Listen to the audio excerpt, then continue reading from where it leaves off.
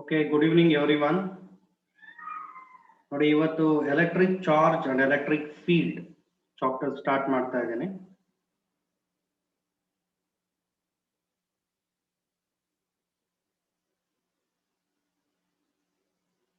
Amritesh video on ಮಾಡ್ಕೋಪ. Voice ಕೇಳಿಸ್ತಾ ಇದೆಯಲ್ಲ ಅಮೃತೇಶ್? ಎಸ್ ಸರ್, ಕೇಳಿಸ್ತಾ ಇದೆ. ಓಕೆ, ಕ್ಲಾಸ್ ಸ್ಟಾರ್ಟ್ ಮಾಡೋಣ.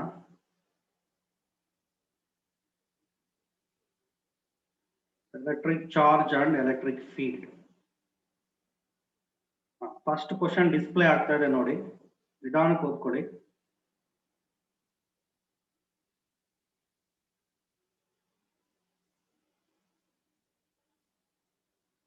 Two identical metal spheres of exactly equal masses are taken. One is given positive charge and the other equal negative charge. After charging ಏನಾಗುತ್ತೆ ಅದನ್ನು ಹೇಳಬೇಕು.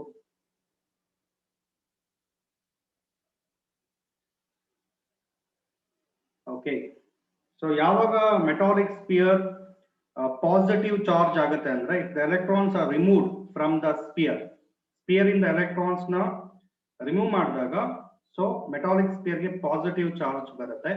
So ಒಂದು ಎಲೆಕ್ಟ್ರಾನ್ ಗೆ ಮಾಸ್ 9.1 into 10⁻³ - kg ಇರುತ್ತೆ.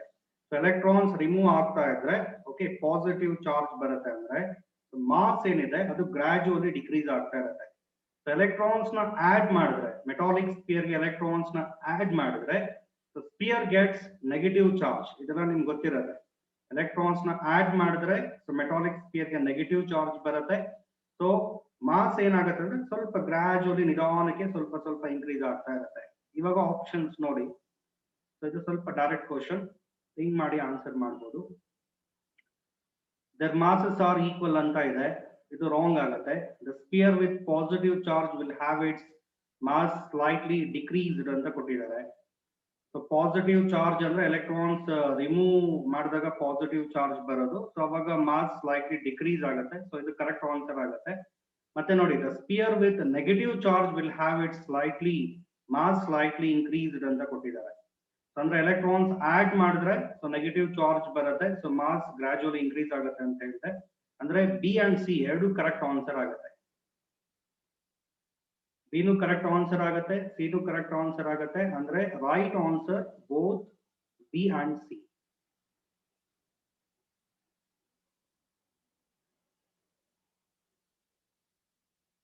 It is very simple problem. Yashas video on ಮಾಡ್ಕೋ. ಯಶಸ್ ಗೊತ್ತಾಯ್ತಾ? Yes sir.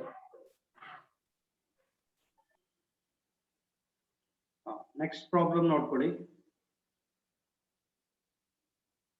ಇದು NEET exam ಅಲ್ಲಿ ಬಂದಿದೆ ಈ ತರ ಪ್ರಾಬ್ಲಮ್.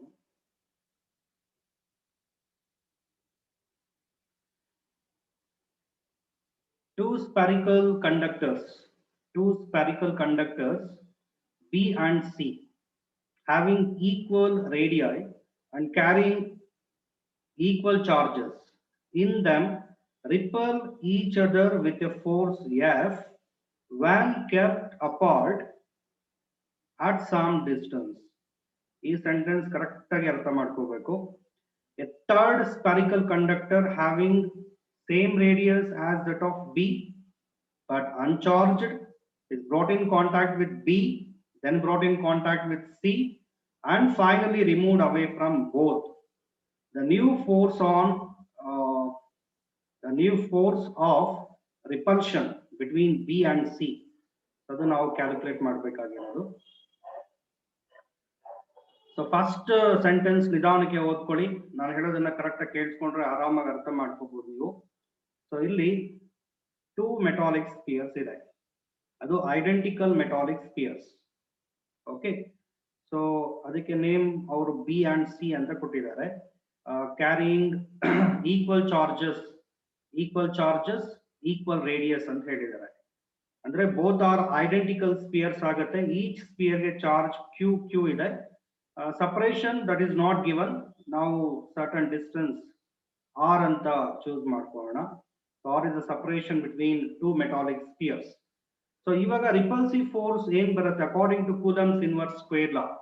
ನೋಡಿ, according to Coulomb's inverse square law, repulsive force between these two spheres ಏನಪ್ಪ ಬರುತ್ತೆ ಅಂದ್ರೆ F is equal to K Q into Q ಏನಾಗುತ್ತೆ Q square divided by R square. ಇದು ಇನಿಷಿಯಲ್ ಫೋರ್ಸ್ ಇದು. ಓಕೆ, ಫಸ್ಟ್ ಕೇಸ್ ಅಲ್ಲಿ ನೋಡಿ ಏನ್ ಕೊಟ್ಟಿದ್ದಾರೆ ಅದನ್ನ ನಾನು ಈಕ್ವೇಶನ್ ಗೆ ಇವಾಗ ಕನ್ವರ್ಟ್ ಮಾಡಿದ್ದೀನಿ. Two metallic spheres B and C ಇದೆ, ಹ್ಯಾವಿಂಗ್ ಈಕ್ವಲ್ ರೇಡಿಯಾ ಇದೆ, ಈಕ್ವಲ್ ಚಾರ್ಜ್ ಇದೆ, ರಿಪಲ್ ಆಗ್ತಾ ಇದೆ with force F. According to Coulomb's inverse square law ಎಷ್ಟಿರುತ್ತೆ ಅಂದ್ರೆ K Q square divided by R square ಇರುತ್ತೆ. ನೆಕ್ಸ್ಟ್ ಏನ್ ಮಾಡಬೇಕು ಅಂದ್ರೆ a third uncharged spear,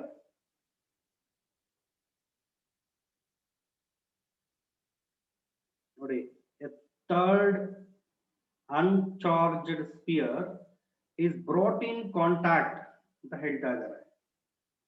Is brought in contact. A third spherical conductor having same radius as that of B, but ಅದಕ್ಕೆ charge ಇರೋದಿಲ್ಲ, that is uncharged, is brought in contact with B. Brought in contact with B. ನೋಡಿ, B ಗೆ ಇವಾಗ charge Q ಇದೆ, C ಗೆ charge Q ಇದೆ. ಇದು third uncharged spherical conductor. Okay, ಅದಕ್ಕೆ ಚಾರ್ಜ್ ಇಲ್ಲ, Q is equal to 0. ಅದನ್ನ ನಾವು B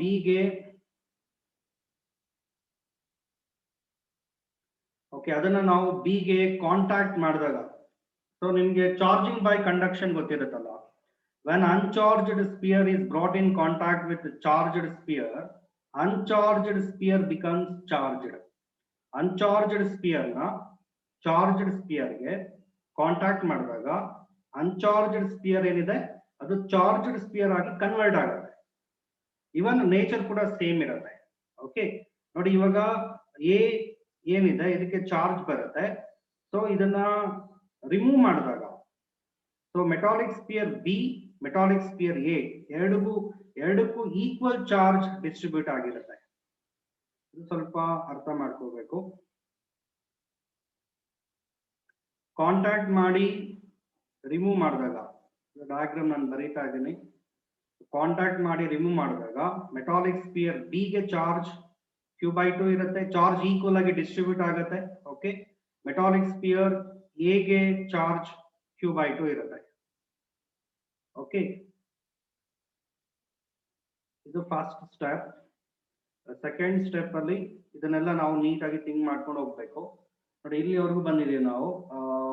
then brought in contact with C ಅಂತ ಕೊಟ್ಟಿದ್ದಾರೆ.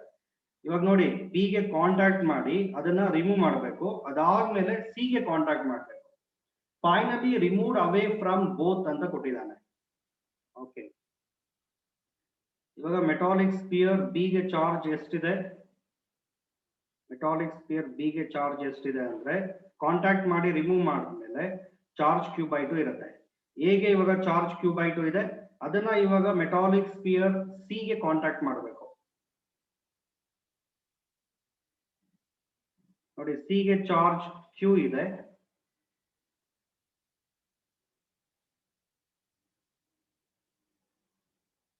ಸಿ ಗೆ ಚಾರ್ಜ್ Q ಇದೆಯಲ್ಲ, ಎ ಗೆ ಚಾರ್ಜ್ Q/2 ಇದೆ, ಎ ಗೆ ಚಾರ್ಜ್ Q/2 ಇದೆ.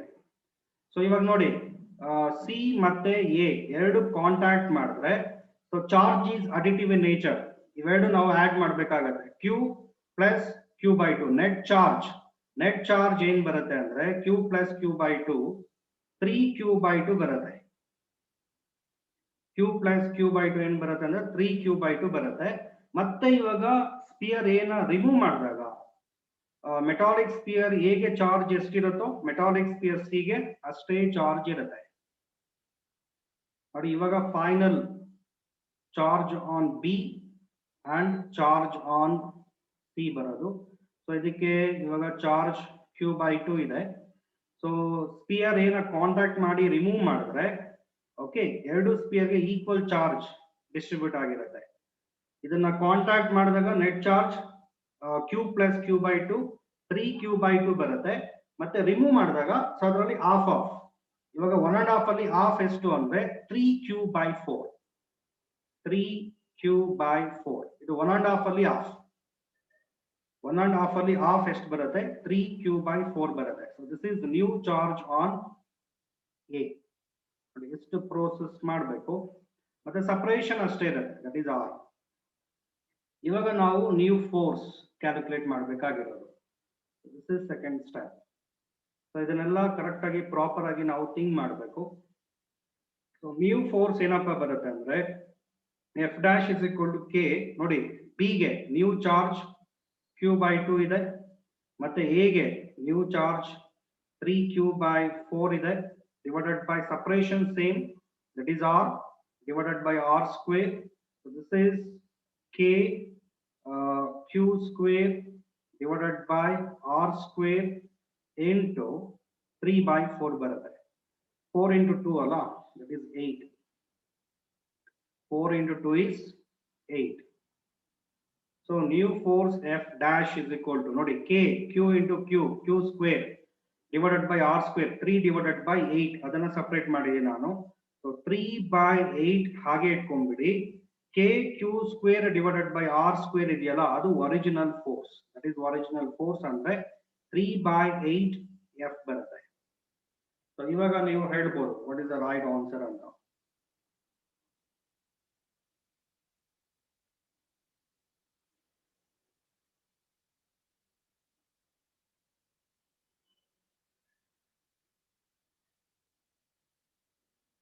Three by 8 F ಬರುತ್ತೆ.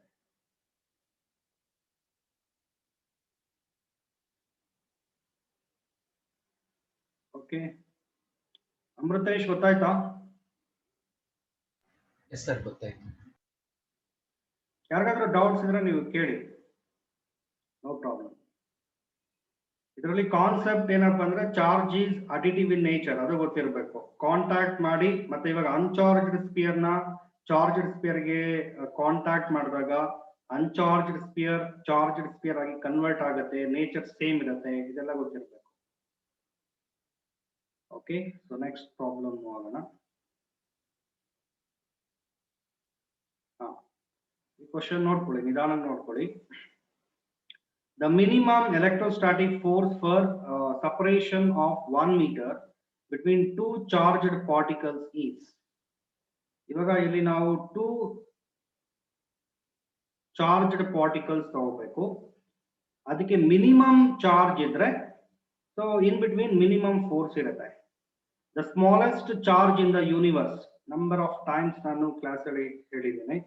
The smallest charge in the universe ಏನಪ್ಪಾ ಅಂದ್ರೆ ಚಾರ್ಜ್ ಆಫ್ ಎಲೆಕ್ಟ್ರಾನ್. ಅದ್ರ ವ್ಯಾಲ್ಯೂ ಎಷ್ಟಿರುತ್ತೆ? 1.6 into 10⁻⁻19 coulomb. So this is the smallest charge. So ಇದಕ್ಕೂ ಸ್ಮಾಲ್ ಚಾರ್ಜ್ ಇರುತ್ತೆ, same value, that is 1.6 into 10⁻⁻19 coulomb.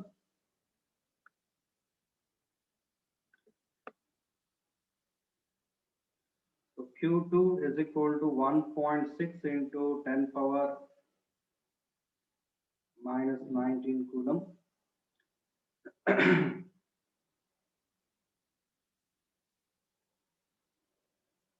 Okay, ಇವಾಗ ನಾವು Coulomb's inverse square law use ಮಾಡಬೇಕು. What is the formula? Formula ಏನು ಅಂದ್ರೆ F is equal to 1 divided by 4 pi epsilon naught ಏನ್ ಬರುತ್ತೆ? 9 into 10⁻9 into, so ಇದನ್ನ simplify ಮಾಡೋದಕ್ಕೆ ನಾನು 16 into 16 ಮಾಡ್ಕೊಂತೀನಿ. 1.6 ನ ನೋಡಿ 16 ಮಾಡ್ಕೊಂಡ್ರೆ 10⁻⁻1 ಆಗುತ್ತೆ. ಓಕೆ, ಇದು 10⁻⁻1, 10⁻⁻1 10⁻⁻1 ಎಷ್ಟಾಯ್ತು? 10⁻⁻2, 10⁻⁻19 -19 ಏನಾಗುತ್ತೆ? -38 ಆಗುತ್ತೆ. ಸೊ ಡಿವೈಡೆಡ್ ಬೈ ಸಪರೇಷನ್ ಕೊಟ್ಟಿದ್ದಾರೆ, ದಟ್ ಈಸ್ 1 ಮೀಟರ್, ಅಂದ್ರೆ ಇಲ್ಲಿ 1 ಸ್ಕ್ವೇರ್ ಬರುತ್ತೆ. ಸೊ ಫಾರ್ಮುಲಾ ಏನಪ್ಪಾ ಅಂದ್ರೆ F is equal to 1 divided by 4 pi epsilon naught Q1 Q2 divided by R square. So ಈ ಫಾರ್ಮುಲಾ ನಾನು ಅಪ್ಲೈ ಮಾಡಿದ್ದೀನಿ. ಇಲ್ಲಿ ನಾವು smallest force, okay, minimum electrostatic force find out ಮಾಡಬೇಕು. ಅದಕ್ಕೆ ಸ್ಮಾಲೆಸ್ಟ್ ಚಾರ್ಜ್ ಪಾರ್ಟಿಕಲ್ಸ್ ತಗೋಬೇಕು. ಸೊ ಯೂನಿವರ್ಸ್ ಅಲ್ಲಿ smallest charge ಯಾವುದು ಅಂದ್ರೆ ಚಾರ್ಜ್ ಆಫ್ ಎಲೆಕ್ಟ್ರಾನ್. ಅಂದ್ರೆ ಎರಡು ಪಾರ್ಟಿಕಲ್ ಏನಿದೆ ಅದನ್ನ ನಾವು ಎಲೆಕ್ಟ್ರಾನ್ಸೇ ಚೂಸ್ ಮಾಡಬೇಕು. ಓಕೆ, ಸೊ ಇದನ್ನ ಸಿಂಪ್ಲಿಫೈ ಮಾಡಿದ್ರೆ ನಮಗೆ ಆನ್ಸರ್ ಬರುತ್ತೆ. ಸೊ 9 into 16 into 16 ಮಾಡಿ 256 ಬರುತ್ತೆ. 10 ಪವರ್ ನೋಡಿ ಮೈನಸ್ 40 ಪ್ಲಸ್ 9 ಮೈನಸ್ 40 ಪ್ಲಸ್ 9 ಎಷ್ಟು ಬರುತ್ತೆ ಅಂತ ನೀವು ಹೇಳ್ಬೋದು. ಮೈನಸ್ 38 ಮೈನಸ್ 2 ಅಂದ್ರೆ ಮೈನಸ್ 40 ಬರುತ್ತೆ. ಮೈನಸ್ 40 ಪ್ಲಸ್ 9 ಅಂದ್ರೆ ಮೈನಸ್ 31 ಬರುತ್ತೆ. ಸೊ 256 into 9 ಮಾಡಿ ಅದು 2300 ಸಮಥಿಂಗ್ ಏನೋ ಬರುತ್ತೆ. 10 power minus 31. So this is approximately 2.3 into 10 power 3. 10 power 3 into 10 power minus 31. Andre 2.3 into 10 power minus 31 plus 3 andre minus 28 barutte. So what is the unit of force? That is Newton.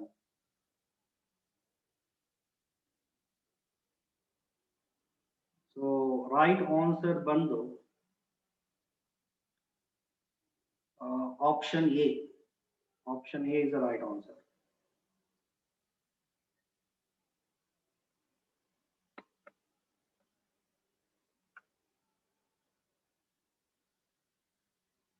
Doubt idre keli, no problem. Vaishnavi artha agta idenamma? Vaishnavi? ಹಾ yes sir, ಅರ್ಥ ಆಯ್ತು sir. Okay.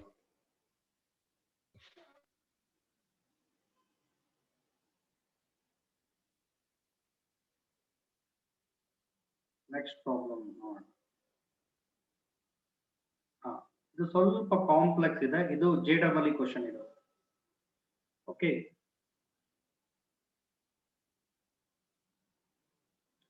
Question ಸ್ವಲ್ಪ ನಿಧಾನಕ್ಕೆ ಓದ್ಕೊಳ್ಳಿ. 4 charges equal to minus q are placed at the 4 corners of a square ಅಂತ ಕೊಟ್ಟಿದ್ದಾರೆ. Okay, ಈ ತರದ್ದು ಇವಾಗ ನಿಮಗೆ ಥಿಯರಿ ಅದು ಕೇಳಬಹುದು. ಈ ತರ ಪ್ರಾಬ್ಲಮ್ಸ್ 4 charges equal to ಅಂದ್ರೆ each one value minus q ಇರುತ್ತೆ, are placed at the 4 corners of a square and a charge small q is at its center ಅಂತ ಹೇಳಿದ್ದಾನೆ. Small q that is placed at its center. If the system is in equilibrium ಅಂದ್ರೆ net force acting on each charge is 0 ಅಂತ. Okay, so the value of small q ನಾವು calculate ಮಾಡಬೇಕು. ನಾನು ಹೇಳೋದನ್ನ ಸ್ವಲ್ಪ correct ಆಗಿ ಕೇಳಿಸ್ಕೊಳ್ಳಿ, ಆರಾಮಾಗಿ ಅರ್ಥ ಮಾಡ್ಕೋಬಹುದು. First year let us consider square. ಒಂದು ಸ್ಕ್ವೇರ್ ತಗೊಂತಾ ಇದ್ದೇನೆ. ಓಕೆ, ಅದಾದ್ಮೇಲೆ ನೋಡಿ 4 ಚಾರ್ಜಸ್ ಇದೆಯಲ್ಲ, minus q minus q minus q minus q placed at the 4 corners of square. ಅದನ್ನ ನಾನು a b c d ಅಂತ ಮಾರ್ಕ್ ಮಾಡ್ತಾ ಇದ್ದೀನಿ. side is not given, side ನಾನು a ಅಂತ ಚೂಸ್ ಮಾಡ್ತೇನೆ. ಅದಾದ್ಮೇಲೆ charge small q is placed at its center of square. square ಗೆ ಸೆಂಟರ್ ನಾವು ಕ್ಯಾಲ್ಕುಲೇಟ್ ಫೈಂಡ್ ಔಟ್ ಮಾಡಬೇಕು ಅಂದ್ರೆ 2 ಡಯಾಗ್ನಲ್ಸ್ ಡ್ರಾ ಮಾಡಬೇಕು. ಸೊ ಇಲ್ಲಿ ನಮಗೆ ಸೆಂಟರ್ ಸಿಗುತ್ತೆ ನೋಡಿ, this is centre of the square. So ಇಲ್ಲಿ ಇಡಬೇಕಾಗಿರೋ ಚಾರ್ಜ್ ಎಷ್ಟಪ್ಪ ಅಂದ್ರೆ that is small q that is placed at the center of the square. So system is in equilibrium ಅಂದ್ರೆ net force acting on each charge is 0. Okay, ಇವಾಗ for example ಇಲ್ಲಿ minus q charge ಇದೆ. ನಾನು ಹೇಳೋದನ್ನ ಸ್ವಲ್ಪ correct ಆಗಿ ಕೇಳಿಸ್ಕೊಳ್ಳಿ. ಇಲ್ಲಿ ಮೈನಸ್ q ಚಾರ್ಜ್ ಇದೆಯಲ್ಲ, ಸೊ ಇದರ ಮೇಲೆ ಎಷ್ಟು ಫೋರ್ಸಸ್ ಆಕ್ಟ್ ಆಗುತ್ತೆ ಅಂದ್ರೆ, ಸೊ ಅದಕ್ಕೆ ನಿಯರ್ ಎಷ್ಟು ಚಾರ್ಜಸ್ ಇರುತ್ತೋ ಅಷ್ಟು ಫೋರ್ಸಸ್ ಆಕ್ಟ್ ಆಗುತ್ತೆ. ಸೊ ನಿಯರ್ ಎಷ್ಟು ಚಾರ್ಜಸ್ ಇದೆ ಅಂದ್ರೆ ನೋಡಿ, ನಿಯರ್ ಇರೋದು 1 2 3 4 ಅಂದ್ರೆ 4 ಫೋರ್ಸಸ್ ಇದ್ರ ಮೇಲೆ ಆಕ್ಟ್ ಆಗುತ್ತೆ. ಸೊ ಅದರ ಡೈರೆಕ್ಷನ್ ಏನು ಅದನ್ನ ನಾನು ಇಲ್ಲಿ ಮಾರ್ಕ್ ಮಾಡ್ತೀನಿ. Force acting on minus q due to minus q at a ಅಂದ್ರೆ that is repulsive. Due to minus q ಏನಾಗುತ್ತೆ, ರಿಪಲ್ ಆಗುತ್ತೆ. ಸರಿನಾ? ಮತ್ತೆ due to minus q at d ಏನಾಗುತ್ತೆ, ರಿಪಲ್ ಆಗುತ್ತೆ. ಓಕೆ, ಅದಾದ್ಮೇಲೆ due to minus Q at C ಅದು ಕೂಡ ಏನಾಗುತ್ತೆ ರಿಪಲ್ ಆಗುತ್ತೆ, ಯಾಕಂದ್ರೆ like charges repels with each other. Due to plus Q minus Q ಏನಾಗುತ್ತೆ ಅಟ್ರಾಕ್ಟ್ ಆಗುತ್ತೆ.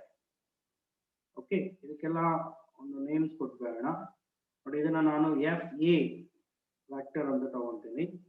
This is F C and this one is fb vector and this one is f naught vector. So ಇವಾಗ minus Q charge ಮೇಲೆ so ಎಷ್ಟು forces act ಆಗ್ತಾ ಇರುತ್ತೆ, total number of forces act ಆಗ್ತಾ ಇರೋದು 1 2 3 4 forces act ಆಗ್ತಾ ಇದೆ.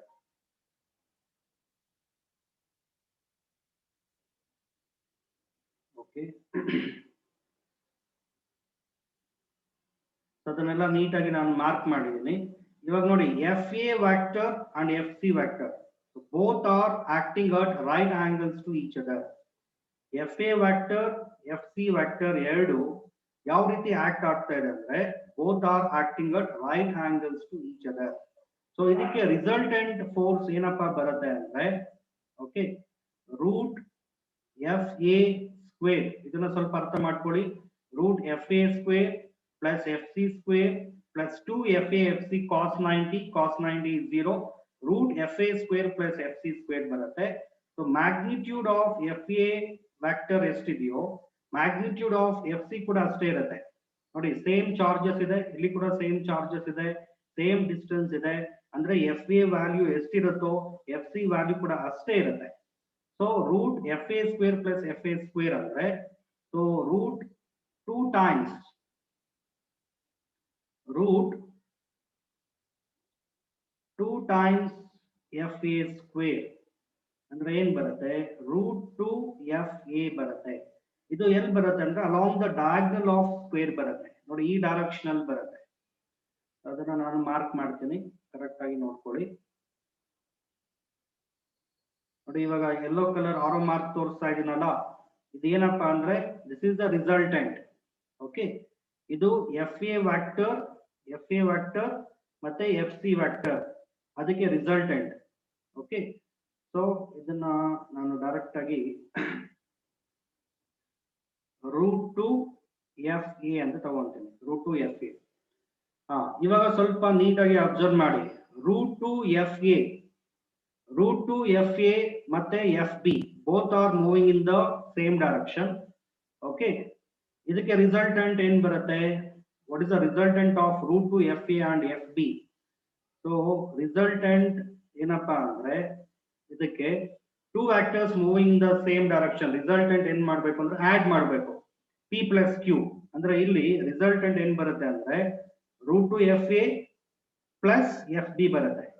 Okay, ಅದಾದ್ಮೇಲೆ ನೋಡಿ f naught root 2 fa plus fb ಗೆ ಕ್ವೈಟ್ ಆಪೋಸಿಟ್ ಇದೆ. Okay, this is the resultant of root 2 fa and fb.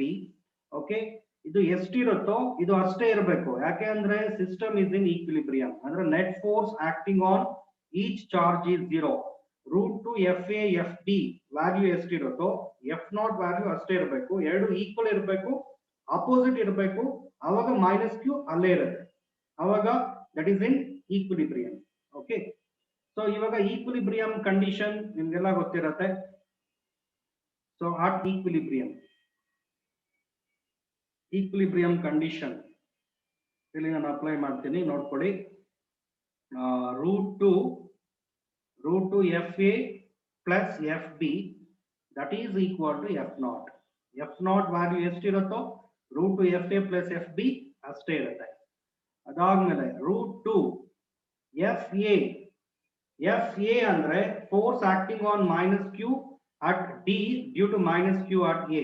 So ಇದಕ್ಕೆ ನಾವು Coulomb's inverse square law use ಮಾಡಬೇಕು. ಏನ್ ಬರುತ್ತೆ ಅಂದ್ರೆ f is equal to k 2 charges q into q ಏನಾಗುತ್ತೆ q square divided by a square. So fa value ಏನ್ ಬರುತ್ತೆ ಅಂದ್ರೆ k q square divided by a square ಬರುತ್ತೆ ಪ್ಲಸ್ fb. ನೋಡಿ fb ಅಂದ್ರೆ force acting on minus q at d due to minus q at b.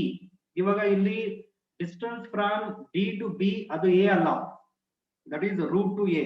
this point is also very important. bd value ಏನ್ ಬರುತ್ತೆ ಅಂದ್ರೆ ಇಲ್ಲಿ Pythagoras theorem ನಾವು apply ಮಾಡಬೇಕು ನೋಡಿ. ಇದು ಎ ಆದ್ರೆ ಇದು ಕೂಡ ಎ ಆಗುತ್ತೆ. ಇದು root A square plus A square ಆಗುತ್ತೆ ಅಂದ್ರೆ 2 ಟೈಮ್ಸ್ ಎ ಸ್ಕ್ವೇರ್ ಆಗುತ್ತೆ. ಡಿಸ್ಟೆನ್ಸ್ ಏನ್ ಬರುತ್ತೆ ಅಂದ್ರೆ ರೂಟ್ ಟು ಎ ಬರುತ್ತೆ. ಓಕೆ, ಸೊ ಫಾರ್ಮುಲಾ ಅದೇ K 2 charges q into q ಏನ್ ಬರುತ್ತೆ q square divided by k q square divided by square of the distance root two A square. Root two square ಅಂದ್ರೆ 2 ಬರುತ್ತೆ. Okay, A square root two A ನ square ಮಾಡಿದೀನಿ ಅಷ್ಟೇ. Root two square ಅಂದ್ರೆ 2 ಬರುತ್ತೆ. ಅದಾದ್ಮೇಲೆ ಎ ಗೆ square A square ಬರುತ್ತೆ. So that is equal to F naught. F naught ಅಂದ್ರೆ ನೋಡಿ force acting on minus Q at D due to plus small Q at O. ಇವಾಗ 2 ಚಾರ್ಜಸ್ ಯಾವುದು point charges, ಒಂದು ಮೈನಸ್ ಕ್ಯೂ ಇನ್ನೊಂದು small Q. O D value ಗೊತ್ತಿರ್ಬೇಕು ಇಲ್ಲಿ. Okay, ಓ D value ಎಷ್ಟಿರುತ್ತೆ ಅಂದ್ರೆ ಓ ಡಿ ವ್ಯಾಲ್ಯೂ ಏನಿದೆ ಅದು ಬಿ ಡಿ ಅಲ್ಲಿ ಹಾಫ್ ರೂಟ್ ಟು ಎ ಅಲ್ಲಿ ಹಾಫ್ ಇರುತ್ತೆ. Is it not? O D value root two A ಅಲ್ಲಿ ಹಾಫ್ ಇರುತ್ತೆ. So root two A divided by ಏನ್ ಬರುತ್ತೆ 2. ಸೊ 2 ನ ನಾವು ರೂಟ್ ಟು ಅಂತ ಬರ್ಕೋಬಹುದು. ಸೊ ರೂಟ್ ಟು ಕ್ಯಾನ್ಸಲ್ ಆಗ್ಬಿಟ್ಟು ಎ ಬೈ ರೂಟ್ ಟು ಬರುತ್ತೆ. ಸೊ ಅಂದ್ರೆ ಇಲ್ಲಿ ಫೋರ್ಸ್ ಕೆ, ಒಂದು ಚಾರ್ಜ್ ಕ್ಯೂ ಇನ್ನೊಂದು charge small Q. So distance ಏನು A by root two square ಅಂದ್ರೆ ಏನಾಗುತ್ತೆ ಎ ಸ್ಕ್ವೇರ್ ಬೈ 2 ಆಗುತ್ತೆ. 1/2 ಶಿಫ್ಟ್ ಮಾಡಿ ನ್ಯೂಮರೇಟರ್ಗೆ. ಓಕೆ, ಅದಾದ್ಮೇಲೆ ಇದರಲ್ಲಿ ಯಾವುದು ಕಾಮನ್ ತೆಗಿಬಹುದು ನೋಡಿ. K Q square divided by A square ನಾವು ಕಾಮನ್ ತೆಗಿಬಹುದು. ಸೊ ಇಲ್ಲಿ ರೂಟ್ 2 ಬರುತ್ತೆ ಪ್ಲಸ್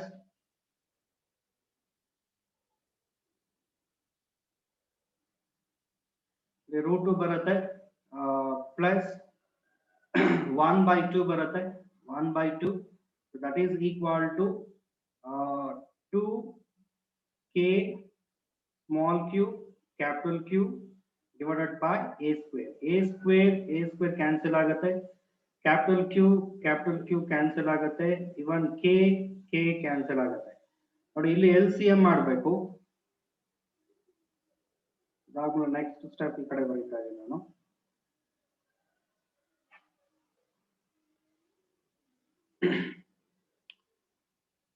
small q, ಇದು small q that is equal to capital Q divided by 2. 2 ನ ಈ ಕಡೆ ಶಿಫ್ಟ್ ಮಾಡಿದ್ದೀನಿ. ಸೊ ಇವಾಗ ಇದಕ್ಕೆ LCM ಮಾಡಿ. LCM ಏನ್ ಬರುತ್ತೆ 2. ಸೊ ಇಲ್ಲಿ ಏನ್ ಬರುತ್ತೆ 2 ರೂಟ್ 2 ಕರೆಕ್ಟಾ. 2 ರೂಟ್ 2 ಪ್ಲಸ್ 1 ಬರುತ್ತೆ. ಸೊ 1/2 ಇಂಟು 1/2 ಏನಾಗುತ್ತೆ 1/4 ಆಗುತ್ತೆ. Small q is equal to q by 4 of 1 plus 2 root 2. So ಯಾವ್ದಪ್ಪ ರೈಟ್ ಆನ್ಸರ್ ಅಂದ್ರೆ right answer is option B, the right answer. So plus q by 4 of 1 plus 2 root 2. So that is the right answer.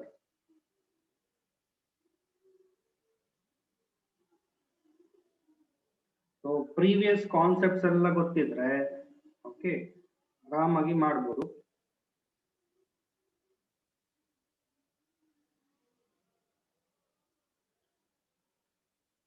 ಇದು ಒಂದು video ಕೂಡ ನಾನು ಮಾಡಿದ್ದೀನಿ. Okay, channel subscribe ಆಗಿದ್ರೆ ನೀವು ನೋಡ್ಬೋದು. ಇದೇ ಪ್ರಾಬ್ಲಮ್ ಇದು ಮಾತ್ರ ಸಾಲ್ವ್ ಮಾಡಿದ್ದೀನಿ. ಈ ಪ್ರಾಬ್ಲಮ್ ಮಾತ್ರ ನಾನು ಸಾಲ್ವ್ ಮಾಡಿದ್ದೀನಿ.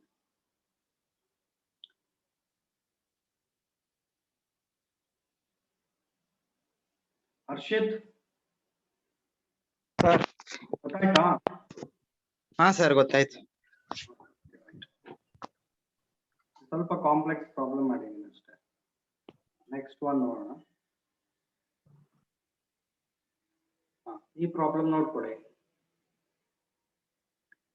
A charged oil drop is suspended in uniform electric field.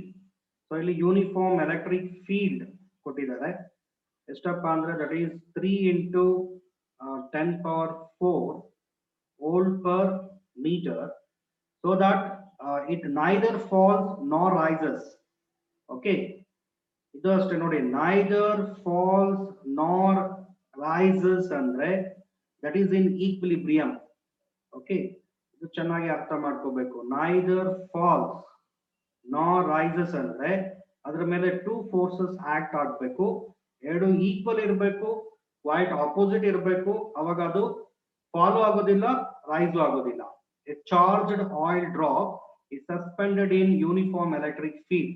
3 into 10 power 4 volt per meter, so that it neither falls nor rises ಅಂತ ಹೇಳಿದ್ದಾರೆ. ಅದರ meaning drop is in equilibrium. The charge on the drop is, ನಾವು find out ಮಾಡಬೇಕಾಗಿರೋದು ಏನಪ್ಪಾ ಅಂದ್ರೆ charge on the drop. Okay, so ಇವಾಗ weight of the drop, ಇಲ್ಲಿ two forces act ಆಗುತ್ತೆ ನೋಡಿ. ಒಂದು weight of the drop ಅಂದ್ರೆ mg acts vertically downwards. Weight always acts vertically downwards, ಎಲ್ಲರಿಗೂ ಗೊತ್ತಿರುತ್ತೆ.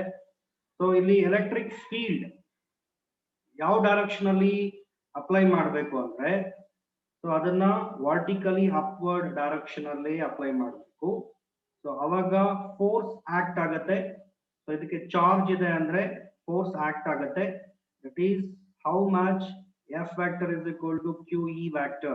Okay, so this is the force acting on charged oil drop. Okay, ಇದರ magnitude ಎಷ್ಟಿರುತ್ತೋ ಇದರ magnitude ಅಷ್ಟೇ ಇರಬೇಕು, ಅವಾಗ ಮಾತ್ರ ಫಾಲೋ ಆಗೋದಿಲ್ಲ, ರೈಸ್ ಆಗೋದಿಲ್ಲ. ಸೊ ಇಲ್ಲಿ ಈಕ್ವಿಲಿಬ್ರಿಯಂ ಕಂಡೀಷನ್ ಇವತ್ತಾನೆ ನಾನು ಹೇಳಿದ್ದೀನಿ. ಅಟ್ ಈಕ್ವಿಲಿಬ್ರಿಯಂ ಎರಡು ಏನಾಗಿರುತ್ತೆ, ಈಕ್ವಲ್ ಇರುತ್ತೆ. ಅಂದ್ರೆ ಇಲ್ಲಿ ಫಾರ್ಮುಲಾ ಏನಪ್ಪಾ ಅಂದ್ರೆ QE is equal to mg. So this is a formula. Okay, ಅರ್ಥ ಮಾಡ್ಕೊಳ್ಳಿ. QE is equal to mg. ನಾವು ಫೈಂಡ್ ಔಟ್ ಮಾಡಬೇಕಾಗಿರೋದು Q. ಸೊ ಈ ತರದ್ದು ನಂಬರ್ ಆಫ್ ಪ್ರಾಬ್ಲಮ್ಸ್ ಬಂದಿದೆ. ಓಕೆ, ನೀಟ್ ಅಲ್ಲೂ ಬಂದಿದೆ, JEE ಎಕ್ಸಾಮ್ ಅಲ್ಲೂ ಬಂದಿದೆ. ಸಿಂಪಲ್ ಆಗಿರುತ್ತೆ, ಆರಾಮಾಗಿ ಮಾಡ್ಬೋದು. So Q is equal to mg divided by E. So what is the value of m? Mass value ಏನಿದೆ ಅಂದ್ರೆ 9.9 into 10 power minus 15. So G value ಏನಪ್ಪಾ ಅಂದ್ರೆ 10. So electric field ಎಷ್ಟಿದೆ, 3 into 10 power 4 ಇದೆ. ಇದನ್ನ ಸಿಂಪ್ಲಿಫೈ ಮಾಡಬೇಕು, ಕ್ಯಾನ್ಸಲ್ ಮಾಡಿ 3.3 ಬರುತ್ತೆ. So 3.3 into 10 power, so ಇದನ್ನ ನ್ಯೂಮರೇಟರ್ ಗೆ ಶಿಫ್ಟ್ ಮಾಡಿದ್ರೆ -4 -15 ಅಂದ್ರೆ -19 ಬರುತ್ತೆ. -19 plus 1 ಏನಾಗುತ್ತೆ, -18 coulomb. So this is the charge.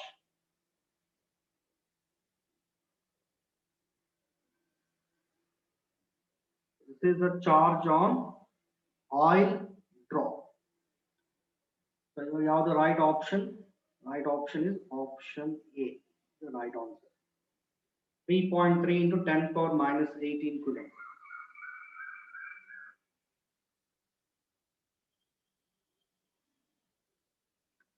Sushmita ಗೊತ್ತಾಯ್ತೇನಮ್ಮ? Sushmita, Yes, sir.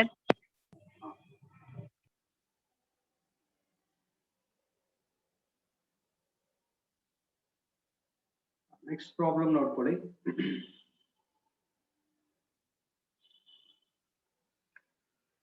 Two point charges plus 8q minus 2q are located at x is equal to 0, x is equal to L.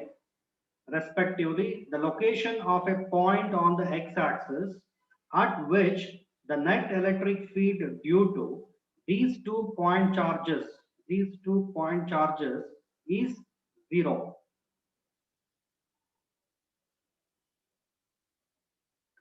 Really 2 point charges ತಗೋಣ. ಅವರೇ ಕೊಟ್ಟಿದ್ದಾರೆ, ಒಂದು +8q, ಇನ್ನೊಂದು -2q.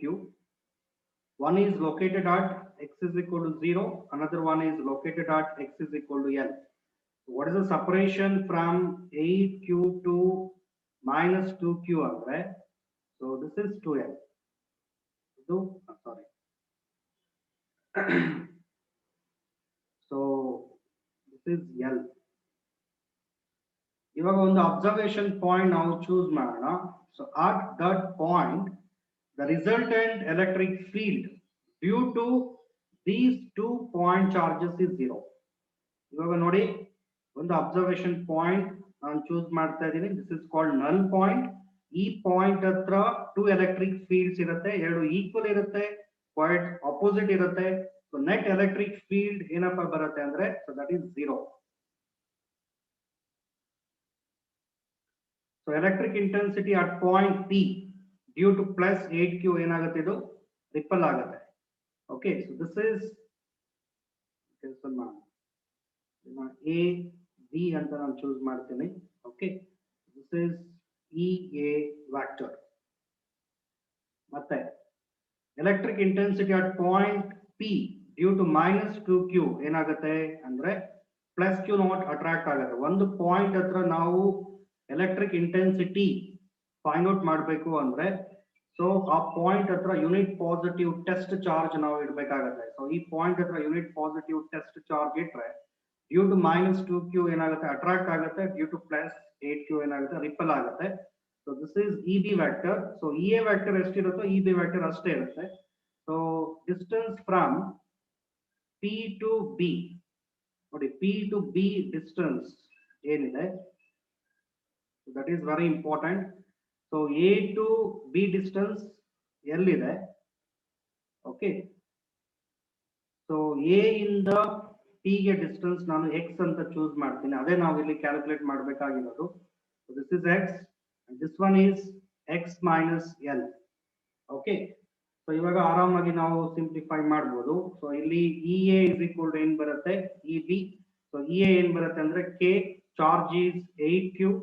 Okay, distance from P to charge ಏನಿದೆ that is X ಅಂದ್ರೆ X square ಬರುತ್ತೆ, that is equal to K. So E B ಏನ್ ಬರುತ್ತೆ electric intensity at point P due to -2q. So ಇಲ್ಲಿ 2q ಮ್ಯಾಗ್ನಿಟ್ಯೂಡ್ ತಗೋಬೇಕು ನಾವಿಲ್ಲಿ, divided by distance ಏನಿದೆ X minus L. P ಇಂದ D ಗೆ distance X minus L, X minus L whole square ತಗೋಬೇಕು.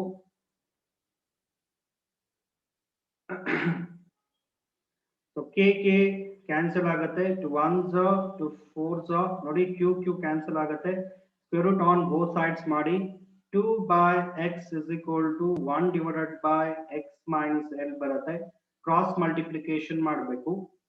Cross multiplication ಮಾಡಿದ್ರೆ ಏನ್ ಬರುತ್ತೆ 2x minus 2l is equal to, ಇದಾದ್ಮೇಲೆ ನೆಕ್ಸ್ಟ್ ಸ್ಟೆಪ್ ಬರೀತಾ ಇದೀನಿ, 2x minus 2l is equal to x ಆಗುತ್ತೆ. ಸೊ ಇದನ್ನ ಈ ಕಡೆ ಶಿಫ್ಟ್ ಮಾಡಿ 2x minus x is equal to, ಇದನ್ನ ಈ ಕಡೆ ಶಿಫ್ಟ್ ಮಾಡಿ 2l. So 2x minus x ಏನ್ ಬರುತ್ತೆ x is equal to 2l. So right answer is option A.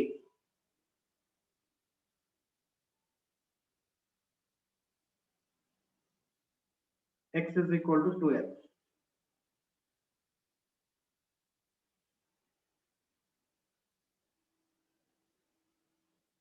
ಸರಿನಾ? ಟೈಮ್ ಆಗೋಗ್ತಾ ಬಂದಿದೆ. ಡೌಟ್ ಇದ್ರೆ ಕೇಳಿ,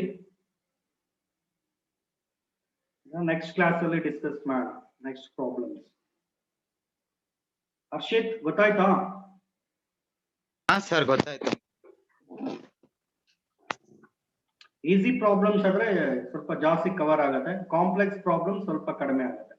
ಓಕೆ, ನಾಳೆ ಸೇಮ್ ಟೈಮಿಂಗ್ಸ್ ಇರುತ್ತೆ. Okay, thank you all of you.